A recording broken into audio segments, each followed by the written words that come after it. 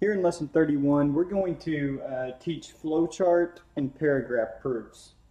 We've already learned two column proofs and had some experience with those. And the other styles, let me write this. The other styles are simply other ways to do the proofs. So say we have example 1, and it's given us angle 1 and angle 3 are congruent. Angle 1 and 2 are supplementary. And it wants us to prove that angle 2 and 3 are supplementary. Well, I went ahead and did the steps in the two column style. And so it's given, and then we did angle 1 equals angle 3. We already know that, and that's just definition of congruent angles. We know angle 1 and angle 2 are 180. And so then I simply substituted angle 3 and for angle 1 is all we did, because now those equal 180, and that's definition. But that's actually not what I'm getting hung up on right now. I want to teach the flowchart style. So if say this was the answer, all I'm going to do is rewrite the way we do our answer. So this was two column style. Flowchart, we use boxes and arrows. So what I can do here is say angle 1 is congruent to angle 3, and that's a given.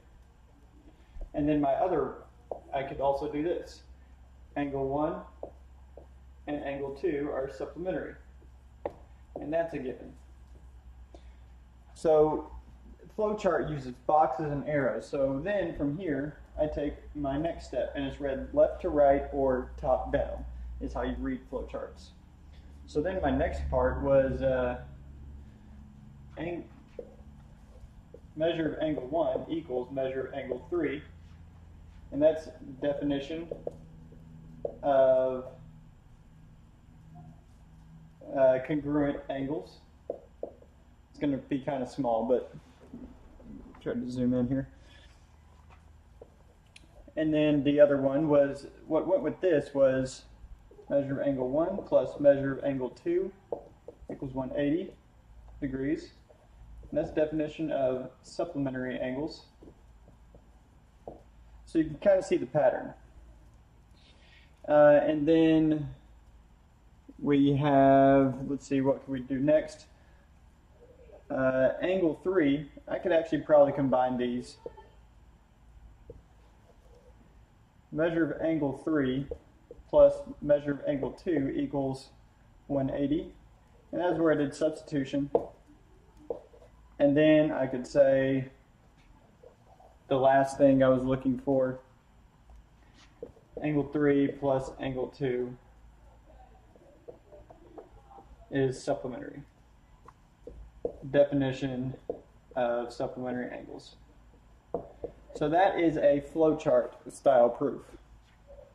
The other type of proof that this teaches is the paragraph style proof.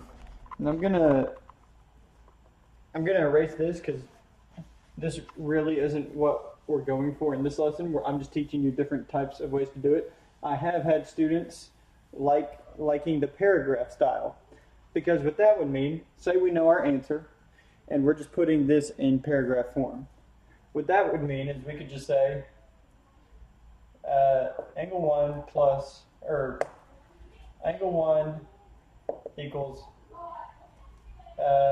is congruent to angle 3, and angle 1 is supplementary to angle 2 because that's given. And then we just keep writing everything that we have.